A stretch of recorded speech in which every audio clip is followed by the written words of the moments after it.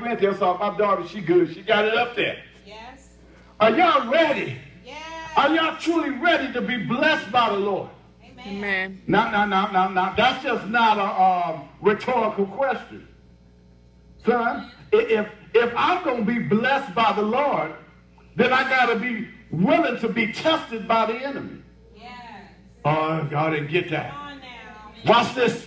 You can never collect the spoils until you can conquer the trouble. Amen. Come on now. No, I hope y'all just quiet because you really trying to understand where Pastor's going. But watch this. The deeper you go in God, the more intense your trouble going to be. Yes. I'm going to say that again. Amen. This is how you know when you're growing and maturing. The level of trouble changes. Trouble and blessing grow in the same field. Yes, come on, baby. Trouble and blessing grow in the same field. You can't experience the blessing of God and ignore the trouble.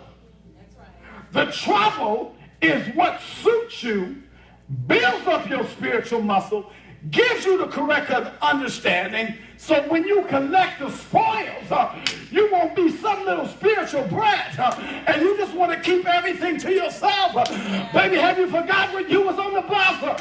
Have you forgot when you was just eating peanut butter and jelly? And now that you can eat what you want, how dare you look down your spiritual nose at somebody else, because they coming up in a place where you came from. Come on now. That's why trouble has to discipline us. It's through trouble we get disciplined. Well, Pastor, okay, well, can I just make a statement? Sure, you can make a statement. But Jesus said, I learned obedience through what? Through the things that I suffered. Suffering gets your attention. Watch this. Suffering gets your attention quicker than money does. Oh, Pastor, I don't believe that. Put some money on the floor. Your attention is only going to be there long enough to collect what's there. Yes. Trouble will hang around for a while, Mom. Isn't it something how it looks like trouble hang around longer than the blessing does? Yes. Oh, come on, y'all talk back to me. Trouble sometimes hangs around longer than the blessing does. That's why you got to understand the significance and the dynamics of how not to miss what God is doing in the time of trouble. Can I give you a true definition of what spiritual warfare is and how it leads to worship? Come on, say it, Pastor. This is the doc of spiritual warfare. Warfare.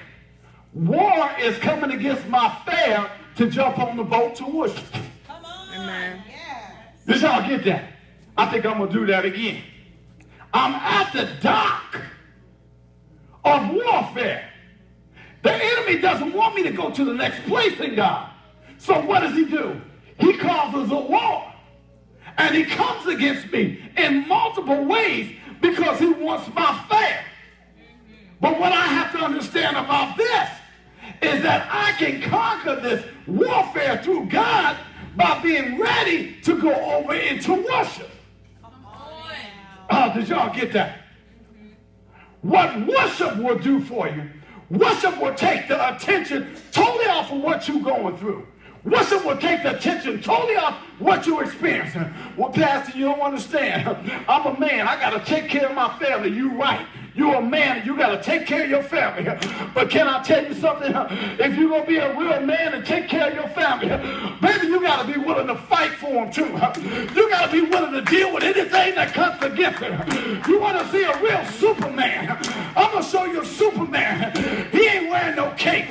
He ain't going in no phone booth, chasing into a suit. A real Superman is one that when trouble's going on, he gets his family and he get them at an altar of prayer. He said, baby, we're going to pray for whatever we need. I don't care if we got but one can of pork beef. I'm going to pray and believe God that God's going to give me that job I seek. Baby, we might be on the bus today, but I promise we're going to be driving tomorrow. Yes. When you understand warfare, you got to speak victory. You can't wait for victory. You got to declare victory even when you're going through. Can I show you an example of that? Look here at the text. Apostle Paul, once again. It's hard to believe that a man of God would stay in so much trouble, but have so much power.